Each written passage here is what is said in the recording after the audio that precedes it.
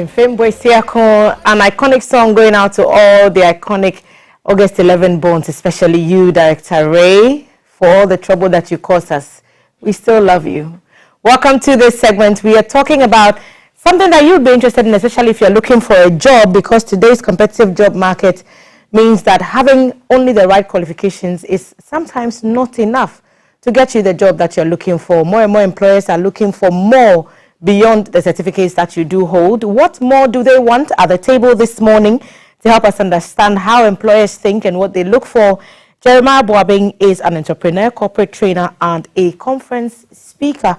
Jeremiah, good morning to you. Welcome to GTV Breakfast. Good morning. Or should I say welcome back to GTV Breakfast? Welcome back. Because you were at this table long before I was. 2013 is a long time. I've only been doing this about 4 or so years. So you are senior to me. 4 years in the career is not short. It's on long. The breakfast show. But GBC is another conversation. We'll have that later. But here we are. Unemployment, especially youth unemployment, is unusually high. Graduate unemployment also surprisingly remaining high, because despite the thousands, we understand in a year 120,000 people graduate from tertiary institutions, and everyone is looking for a job or an avenue to make a living for themselves. So if you say beyond the certificates, what do you mean? Because we need those certificates, we need those laurels, we need those accolades, and we need those alphabets at the back of our names, the MAs and the MBAs and the Esquires, those who. So what do you mean when you say beyond certificates? Employers want more. So for me, it resonates in a number of dimensions. I think that for one, even for schools, the education sector itself, it must aspire to develop graduates beyond the certificates. Because I think that even though we all know that when people go to school, they're going to graduate from school and get a job, school does not really prepare people for the world of work. So you go to school, you are taught a number of things. I mean, school is solid on the theory framework, the key foundations of a domain is solid on that. But really, it does not go the extra mile of preparing people for the world of work. So beyond the certificate that the school is giving the students, giving the graduate, what other plus is it giving it? So that's that dimension. And then for the graduate yourself too, beyond your certificate, there are two critical things that you must have: competence and character. Competence, being able to get things done. The challenge for many people is that they go to school, they do well, they even get top grades, but that is theory, that is knowledge. But really, they don't have the competence, the skills to get things done in the world of work. So when we say beyond the certificate, it's about going beyond the certificate you have to actually building capability, capacity, competence that enables you to get results in the world of work.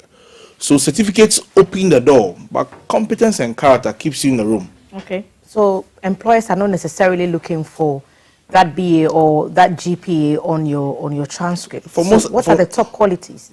For most employers, the degree doesn't matter as much as what is behind the person. So every employer is looking for somebody who has the ability to get things done, a problem solver, somebody who can solve problems. The difference between academia and the real world is that in academia, things are very structured. But in the real world, things are very messy. But in all the mess, in all the disorganization, the disorder, the unpredictability of life and work, can you get results? Can you get things done? That's very important. Then a key part of this is also emotional intelligence. Being able to manage your temperament, your emotions in such a manner that you can work with people, even those you think are difficult. That's also another thing. Then a very critical part of this is people who have initiative, who can get things done without being told. For many people, it's easy for them to do things that they've been told to do. But if you're going to be valuable to an employer, you should be able to do things that you've not been told to do. You must have initiative. Get yourself going, even if you have not been told to do something. For most people, they can be in an environment and something may be going wrong. Because somebody has asked them to correct it, they won't correct it. But if you're going to be valuable, if you're going to be sought after, you should be the person who's able to see problems even before they manifest and solve them. But those all sound like something someone needs to take time to learn about you. So if the employer is looking for a problem solver, an emotionally intelligent person, or someone who takes initiative, those take time to know about a person. So if I walk into your interview room and you want to know what my problem solving skills are, without being presented with a problem in that particular instance, how do I show those qualities on the first day or on interview day or on my CV and on my resume? That's a good question. So, I mean, it can be approached in various ways. One, in interviews, you ask the person about what they've done in the past. Because what you've done in the past is a prediction of what you can do in the future. So what have you done in the past? It's easy for you to tell me that you're a team player. It's easy for you to tell me that you can work under pressure. But really, where are the instances in your past where you've shown these attributes? So the interviewer will be asking questions to ascertain these things. What have you done in the past that makes you capable of doing what you say you can do? So that's one thing at the interview. And then there's also probationary period. The probation is where we see the things you said in the interview really come to life. So if you're a good talker, you know how to say all the right things, and you get a job, then the job day ground during the probationary period. So in the probationary period, so that's when companies really decide that this person that we've given an opportunity to, they are worth keeping the opportunity. So we can train and groom them for them to be part of the long-term future of the company.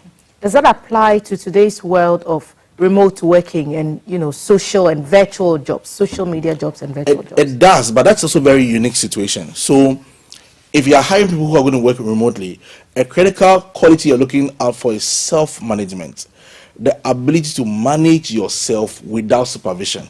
Because, I mean, if you're in the office, you're working with your boss, you're working with your colleagues, everybody can exert some pressure on you to get things done.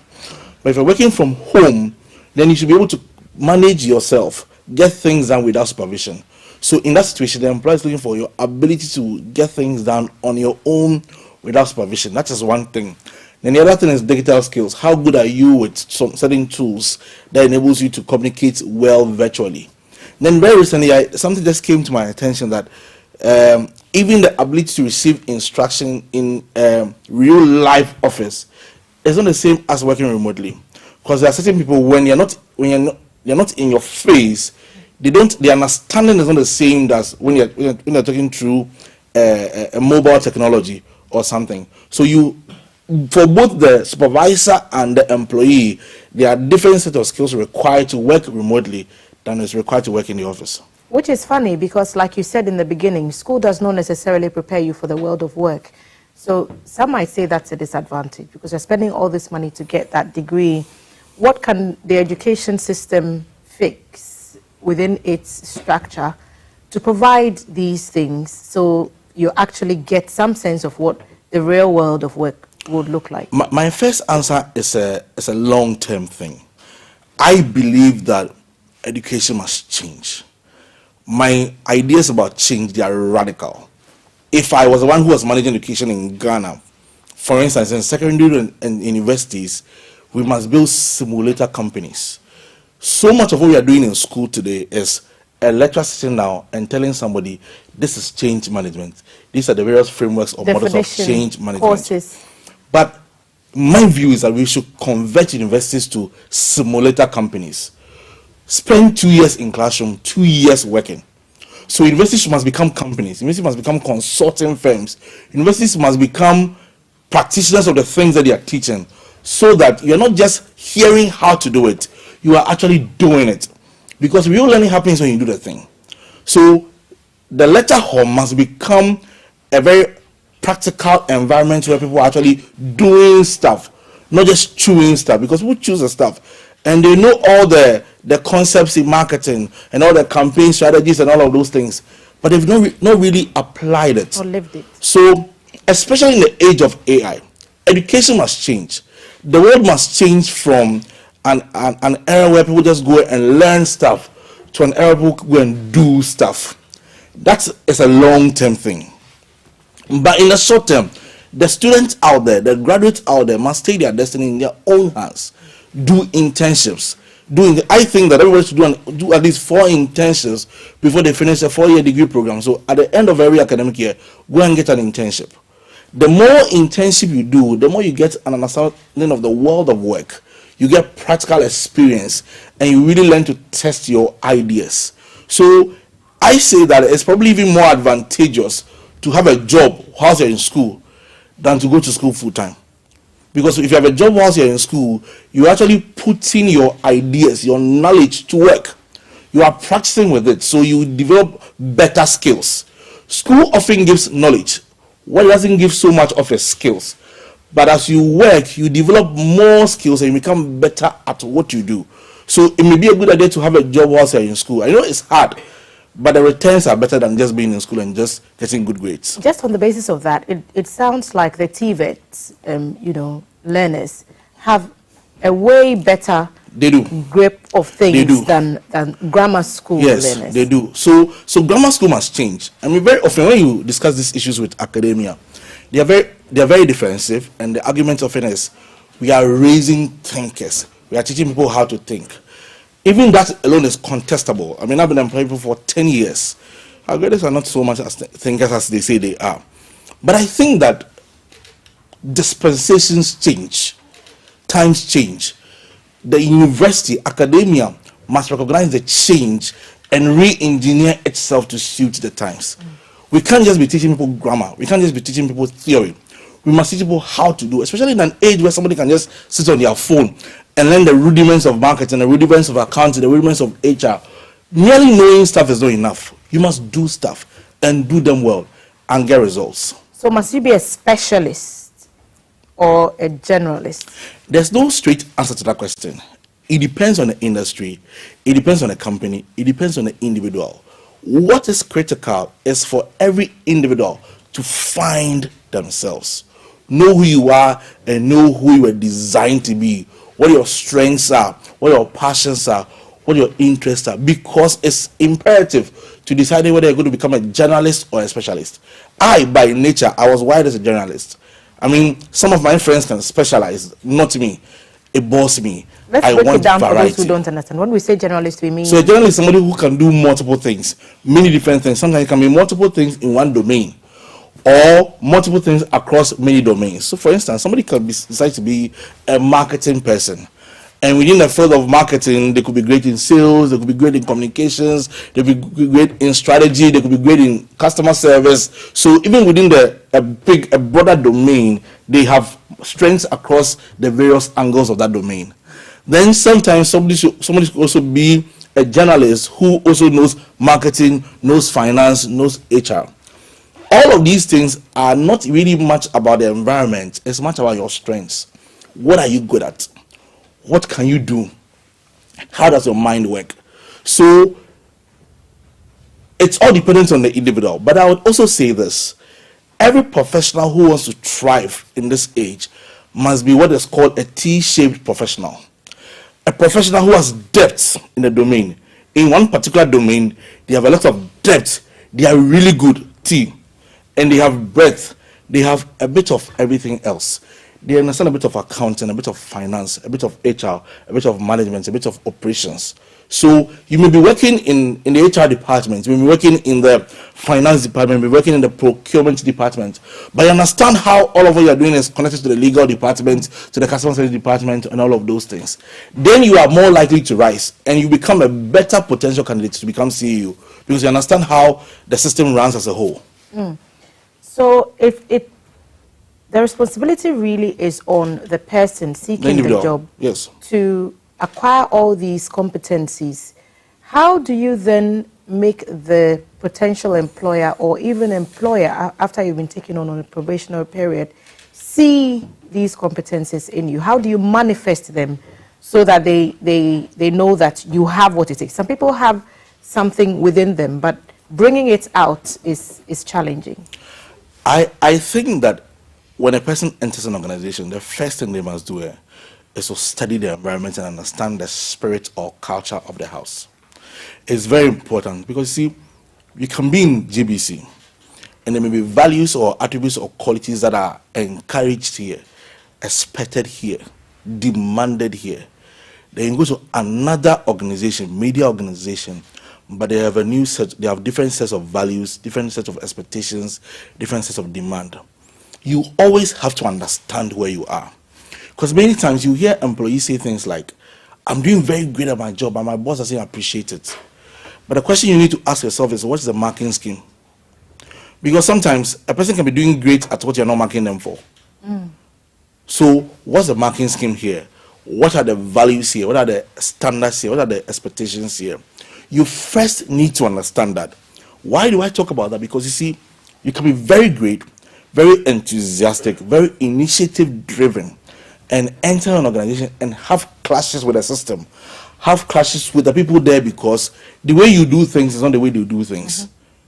Right? So the first is for you to understand what's the spirit of this house, what's the culture in this place, how are things done in this place. Then when you understand it and you adapt yourself to the house, that's the first thing. The second thing is that you must be very clear what's being used to mark you. It's just an extension of the first thing. Many people have no idea how their boss feels about them. In many organizations, giving performance review is not a culture.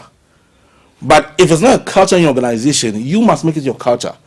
Every now and then, you must be able to sit your boss and ask them, am I doing what you expect of me? What do you expect of me? What can I do better? What can I do well? Because you see, there are many people in organizations who think that they are the superstars, but the boss is thinking of firing them. Because you've answered the wrong question. They hide you to solve a particular problem, but you're focused on another problem. So you need to understand what is expected of me here. Everything else you do beyond what's expected of you is an extra value you are giving to the organization. But for most people, they don't really know what's expected of them, or they ignore what's expected of them, and they are doing something else really well. And they are playing about the fact that, why is it that I'm doing ABCD, nobody recognizes this, nobody celebrates for it, but you see, the ABCD is your extra value, but it must be your core value. That for which you are hired for, the problem for which you are supposed to solve, the need you're supposed to meet, the goal you're supposed to help achieve. You need to understand that. So if your boss is not proactive in telling you these things, you must provoke the conversation. At least every quarter, at least 4 times every year, you should know from your boss whether you're doing your work well. Because the thing is, sometimes a person can do well in the second quarter and expect that in the third quarter it gives them the right to underperform.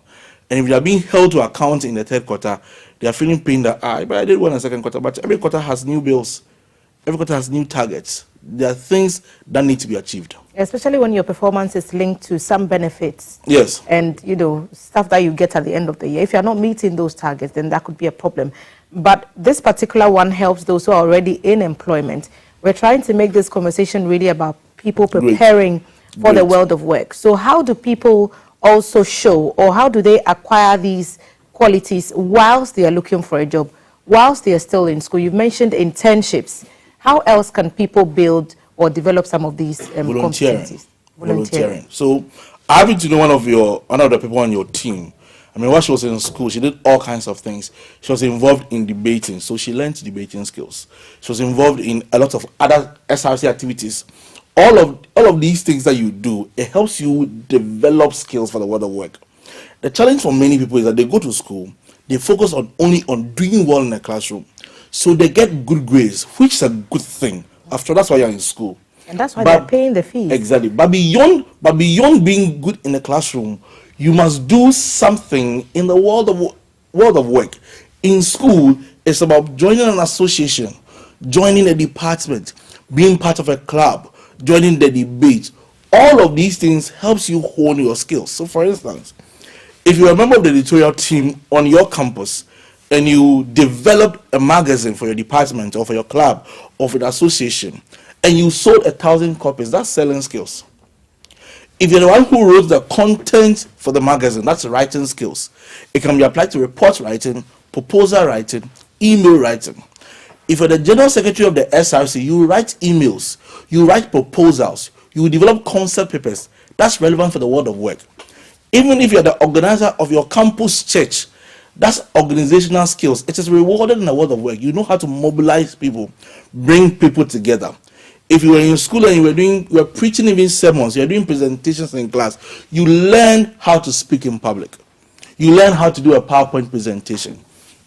If you are an SRC executive and you are part of a committee, you're part of your management committee, you're doing a project, you learn project management skills, you learn teamwork skills, you learn leadership skills, you learn how to present ideas, you learn how to even sell ideas. Because you see, there's a difference between selling a product and selling an idea. And the challenge for many professionals is that they are good at what they do, but they can't sell themselves. So if you're in school, you have to immerse yourself in the campus. So the people who are most disadvantaged in this area are non-residential students, students who don't live on campus. Because those people, they just make a habit of traveling from home, going to lectures, returning home. But if that's your situation, you must still decide that you will immerse yourself in the activities on campus. The more you do those things, the more you develop. Contest for SRC president and lose. You will not be the same again, even if you didn't win the elections. The whole process of 1 year, going around campus, meeting people, campaigning, talking to people, to develop something in you that you didn't have before. Become a class rep. If you're a blackboard cleaner, you will still learn how to clean a blackboard. It's something. You even learn how to respond to people when they upset you. It's something. So don't just be in school and get good grades. I mean, contest and lose? Yes. Because what does losing there's only one president. All of us can win. Mm-hmm. So somebody has to lose. But even losing is a good preparation for life. I'm a businessman. I've lost things. I've lost businesses. It's normal. It's normal. And you must learn it early. Because life is quick in adopting labels. And we say, this is success and this is failure. But for me, even though I have lost things in life or business that you would call failure, I don't call it failure. It's a 90 minutes match. The match is still ongoing. So long as the match hasn't ended, nothing can be called a failure. Oh, but it's ended for the Liverpool fans over the weekend. That show, they've lost it. But hey. Well, congratulations to Christopher. He's been doing very well lately. Well, there's a Ghanaian on there, so let's see how that goes. When we talk about skills versus certificates, what's the most surprising skill that you've seen winning over the most impressive, certificate holder? Ownership mentality. A few years ago, I hired a young man called Delali. Delali went to school, wasn't exactly a top student, but he finished and he wanted a job. So I hired him. And he entered the company and made the company his own. He was committed to his work, wouldn't say no to anything, would embrace projects. There are projects we did. The lady would work overnight to get them done, go to the client's office and sleep over to ensure that the work is done. And somebody who didn't finish school with exactly top grades eventually became a head of his department because he became an owner. The reality is that majority of people cannot become entrepreneurs. As a matter of fact, majority of people must not become entrepreneurs. Why? Because great enterprises need great employees to succeed. So the same way we are paying attention to developing entrepreneurs, we must pay attention to developing employees. Employees who enter organizations with a mindset of an owner, that this business, it is ours. So even they help spot opportunities to generate revenue. They come to work and say, JB, today I saw a billboard advertising this and this. This company, they could come up potential clients. Can the marketing department go and pitch to them? So that person is an owner. They are spotting opportunities to make more money. They are spotting opportunity to save cost. They don't put the AC on at 8 in the morning, and even whilst they've been out of the office for 2-3 hours, the AC is still on. They see central AC, because the mentality is that the work is not for you, and the only way to really make it in life is to work for yourself. And the statistics have also shown that really the world's 1% who are in the billionaire category own their own businesses. And that very data is very often skewed. Okay. Very few people work for others and become billionaires. Actually, the reality is that there are a lot of people who have become millionaires as employees. It's actually easier to become a millionaire as an employee than to become a millionaire as a businessman. And why do I say that? Before a business person becomes a millionaire, they would have lost so much money. But if you're an employee and you become a millionaire in your company, you would have been making mistakes on somebody's capital. So, very recently, when the NDC came to power, there's a CEO of an insurance company whose compensation benefits became public. The money that woman is earning, how many entrepreneur CEOs earn that money? You can actually become a CEO in somebody's company. It's great for us to have entrepreneurs. But if we encourage everybody to become an entrepreneur, what we'll have is that we'll have a lot of small businesses that don't become great. Some people must become intrapreneurs. They must decide that they are developing the capacity, the competence, the character to be able to manage other people's business. One of the biggest qualities in Ghana that does not help us is that we think that it's not for us, so it does not deserve our best. The job is not for my father. But the job is for you. Because if your company doesn't do it, you won't get paid. Your salary will delay. And you move to another company, you're going to do the same thing, then you destroy that company as well. So we must grow people who are good stewards. People who know how to manage things well for others. It's very important. Great enterprises need great employees to succeed. How does whom you know work in this beyond certificate conversation? Because we are told that networking is important, building professional relationships, having mentors is important. So beyond the certificates, what role does what do people add to that conversation? And how can young people, how can job seekers develop these professional relationships?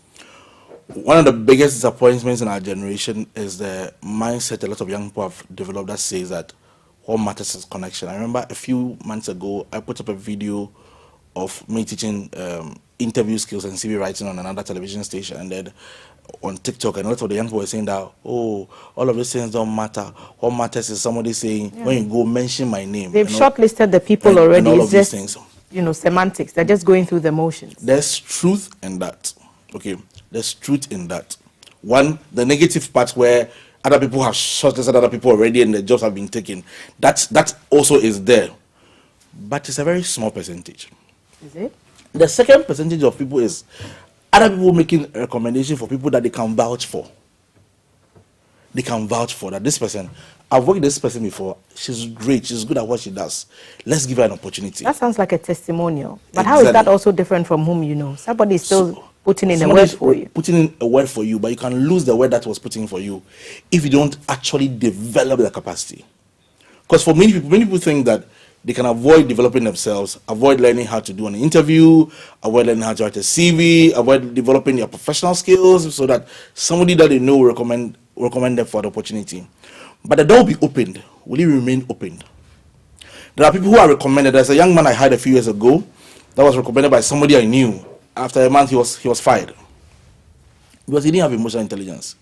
He had come to meet people in the office. He was fighting with them, fighting with his boss. I mean, one day he stopped me on my way to my office, and I said, "Is it important?" He says, "It's very important." So come into my work. Yeah, you work in the marketing department.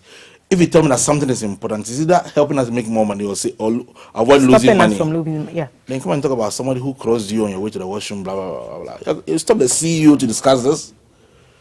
So somebody had opened the door for him, but he couldn't keep the door open. And there are so many of such instances. There are many people people open doors for them, but they close it themselves. So you can't rely on it. You can't rely on it. Building relationships, networking is a critical aspect of life. But there are multiple dimensions. Dimension one, networking is relationship building. Sometimes the mistake young people make is that they meet someone that they would like to have a relationship with for some benefit in the future. But in the very beginning, they offer nothing.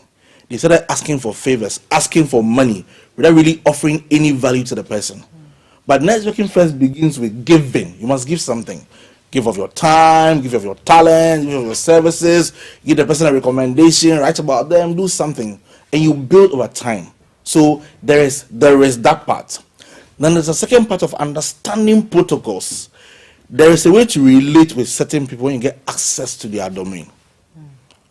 It's important how to talk, when to talk, what to do, even how you eat. You can't go to the home of somebody that you've been introduced to and eat everything that you see on site. Even how you eat matters. So there's the part about understanding and managing protocols well. And then there's also the part of divine favor. Nobody talks about it.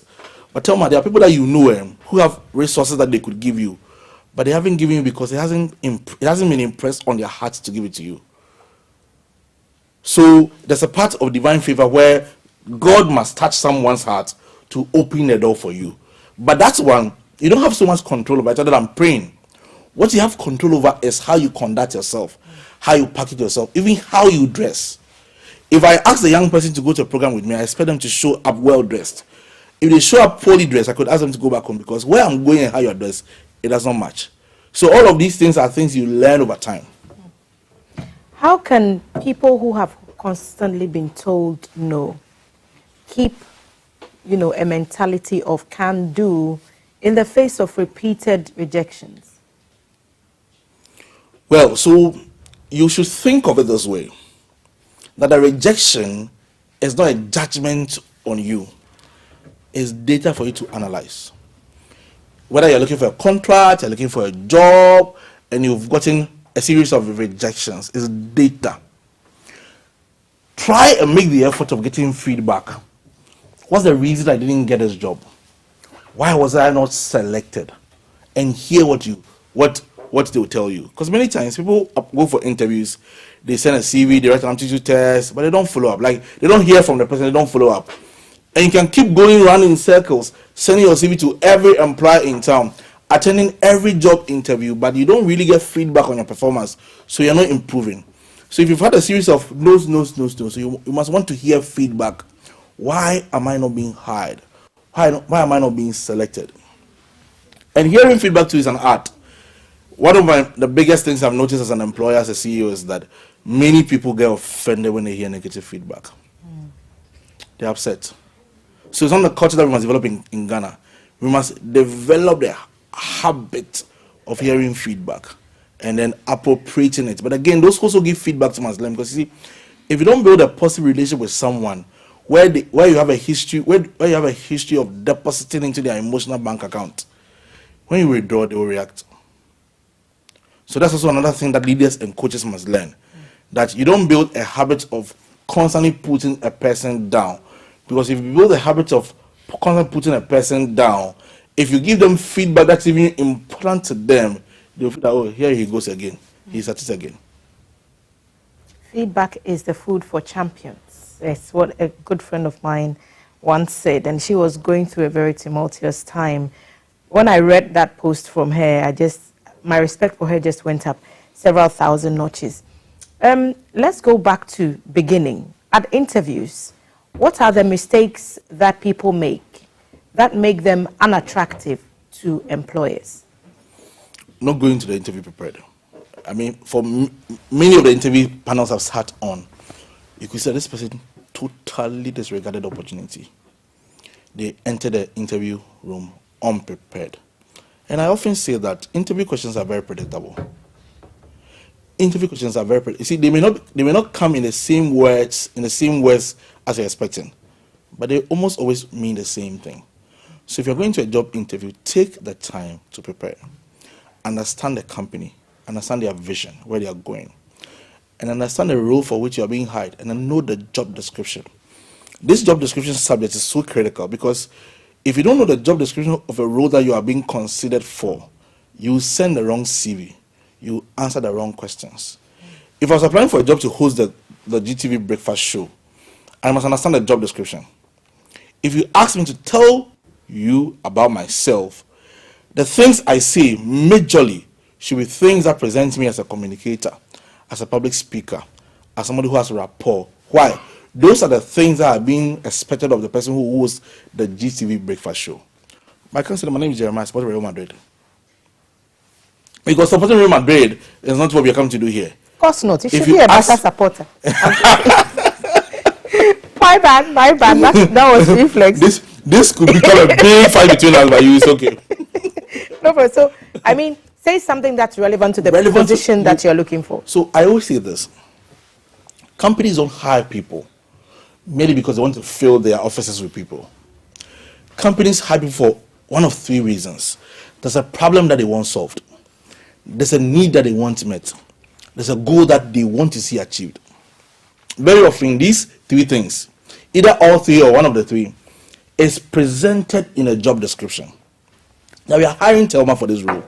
When Thelma comes in, she has to be able to do A, B, C, D, E. So, throughout the recruitment process, everything we are looking for in Thelma is to find out whether she can do the A, B, C, D that we have listed. It's called a job description. Some companies go the extra mile of doing a job specification, which says that the person that we hire, they must have the following attributes or qualities.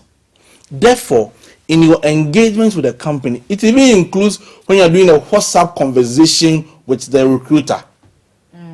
Everything you say must present you to align with the job description. So that's why they say that don't have one CV that you send for every job. Why? Because the CV must be tailored to suit the job opportunity. Is that dishonesty if you do that? Tailoring your skills and competencies to meet what has been presented to you as the requirements of the job. If the material I used to do the tailoring is not true, then that's dishonesty. If I was applying for the role to host a GTV breakfast show, and I talked about my public speaking skills, my experience as a trainer, my experience as a host of several television interviews, that is tailoring. And I have many parts. There's a part of me where I'm a ghostwriter, where I write books for people. There's a part of me where I'm a content strategist. There's a part of me where I'm a leader. There's a part of me where I'm a CEO. But those parts are not relevant for the role. So I present the parts of me that are relevant for the role. So it is tailoring. I have it, and I'm saying it.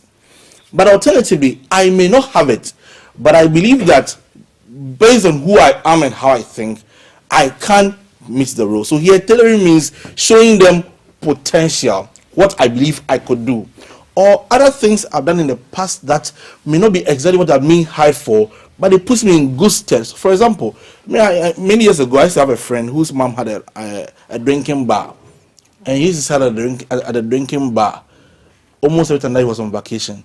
That is customer service right there. That's customer service right there. But many people have started their mother's provision shop and haven't thought about the fact that selling that provision shop is customer service experience.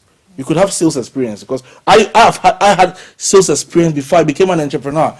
I used to follow my mother. We used to sell towels and bed sheets many years ago. That was selling. One of the strengths I had then was how to collect debt. That is a good skill in the corporate world. Yeah, daily. I have shown that. But does as an the entrepreneur. employer appreciate that? Because a lot of the times we have all these experiences from informal settings. So we call a certain space a formal sector and a certain space an informal sector. So you are helping your mom to sell kerosene, or you're doing all these trading activities at Sla Market with your grandma, but does it count when you meet a potential employer if you tell them, well, my mom sold bread and so I used to help her with the baking? Does it count as experience? It depends on the role and the level. If you are hiring someone who is fresh from school, they can talk about their kerosene and baking experiences. Okay. But if you have come in with 10 years work experience, we don't want to hear about that. We want to hear about your exploits in the corporate world. So it depends on the role. So very often, if somebody is just from school, you're looking for potential. What they've done in the past, that shows that we could train them to become a useful part of our team. So it depends on the role. If you are fresh from school, then your grade point average in school matters. Because if you've got a 3.8 GPA, you are telling us that you're a studious person, you're a diligent person, you are somebody who is capable of applying themselves to getting a certain result. It does not necessarily mean that you'll be brilliant at your job, but it shows a trait. It takes discipline over a long period to get a first class or second class upper. So if that's what you had, it shows a trait. If you wrote a good thesis at school, it can show that this person is somebody we can rely on to do certain kind of tasks. So if it's an entry level role, all of those things matter. But for mid to senior level roles, then we're looking for exploits in the corporate world. Entry level. Sometimes you see jobs, advertisements, and they are asking already for several years of experience. Yeah, it's not entry level. Okay. Yes. So when a role requires the work experience and you don't have it, significant work experience, then it's not an entry level role. Then it's a mid level role, and you don't have it. You see, again, that's also part of taking a risk. If a job opportunity requires skills that you don't already have, you can still apply, and go to the interview to defend yourself on why you get opportunities. Sometimes a number of things will lead to whether you are hired or not. Sometimes it's not that you were bad or you couldn't do the thing. There was a better candidate, that was all. So it's not as if they didn't believe your answers. There was a better candidate. We considered the number of factors, the repertoire of answers we received, and we feel that there's somebody who is better at a job or not. But there's a reason why people take experience. We've seen how experienced John Mahama is being president now. There's a reason why companies look for experience. You want to go there? I'm going there. See, it's all these prophecies that we were hoping Elvis Yanka could speak to us on, and we are trying to work the lines, and if we are successful, we'll bring you that interview. But people are not successful sometimes in the quest to get a job because the requirements, like, a certain number of years, they don't have it, or the competencies they are looking for, they couldn't find.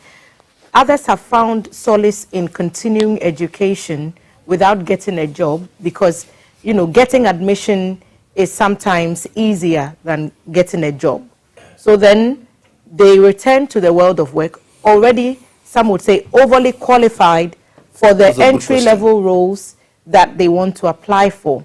How does someone with multiple certificates, even a master's degree, others are reading PhDs and whatnot, still make themselves, picked in an interview where others appear to be doing what should be done? Tom, that's a really, really, really, really good question. Very good question. So I'll start from this point. My advice, if you have finished a degree, a bachelor's degree, and you haven't worked yet, don't go and do a master's degree.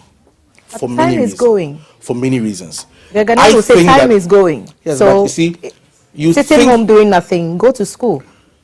Sitting home doing nothing, you could be an intern, a graduate intern in a company. You could volunteer. You see, if you've already gone to school to learn a lot of theory, you don't need more theory. What you need is practical experience for you to develop professional skills. So unless your dream is to work in the area of research or academia, it is not prudent to go and do a master's degree right after a bachelor's degree. Go and look for work. If you can't get a full-time paid employment, go and serve as an intern in a company. Go and volunteer as part of a project. That will enable you to put the theoretical knowledge you learned from school to work. That will help you understand the world of work. That will help you understand your own self, your strengths, things you need to work on. Help you connect the dots. What this period of work helps you do is that it even helps you understand yourself and where you could thrive in. That you choose the appropriate master's degree program. But if you don't go and work, then the same knowledge you had, you're just going to add on more knowledge. And then it leads to the problem of you coming to the world of work, now with a master's degree, feeling more entitled to a better job, better compensation. But a prospective employer is looking at you and say, you have a master's degree, but you have no work experience. And they cannot compensate you to match your master's degree program. So if your goal is to build a professional career, I don't recommend you going to school to do a master's degree right after a bachelor's degree. Work at least for 2 or 3 years and understand the world of work. When you go and do a master's program, you understand the loopholes and the gaps that your new knowledge must come and fill. But if you go and do a master's degree right after a bachelor's degree, you don't see any gaps. Then it becomes information, it doesn't become insight. But if you have gone to work for about 3-4 years in the HR department, you're doing a master's degree in HR, even the quality of questions that you ask is different. And even your ability to even understand which knowledge is really important to your work is clear. But you did a degree in HR, you didn't work with it, you're going to do another master's degree. So it's all choo and poor. If you have done a master's degree and you're looking for a job, you should be willing to engage your employer that they can ignore it. They can ignore it and still hire you at entry level. Then enter the company. Ignore the master's degree. Yes, they can ignore it. So step down your what? Indicate they have a master's degree. Aspiration. Not necessarily, for better remuneration befitting of a master's degree holder. Because capability is more important than aspiration. I didn't even thought about it before, but that's true. What I want to become is great, but what I can do is what will help me become what I want to become. So you have a master's degree and you think you're entitled to a job that must pay you a certain amount of money, but drop that for a while and go and take and understand that you are still an entry-level person regardless of your master's degree. Because the challenge for many people is that they have master's degrees but are masters of nothing. But that's what a master's degree is supposed to be. It's so that I have really built mastery in a field. But mastery in a field is not only acquired through classroom work, it's acquired through work on the field, actual trackable results in the corporate space. I want to ask about upgrades, and when you said about 2 or 3 years, when is it time to get a higher certificate, and is it advisable to get the certificate in the same field where you had a bachelor's?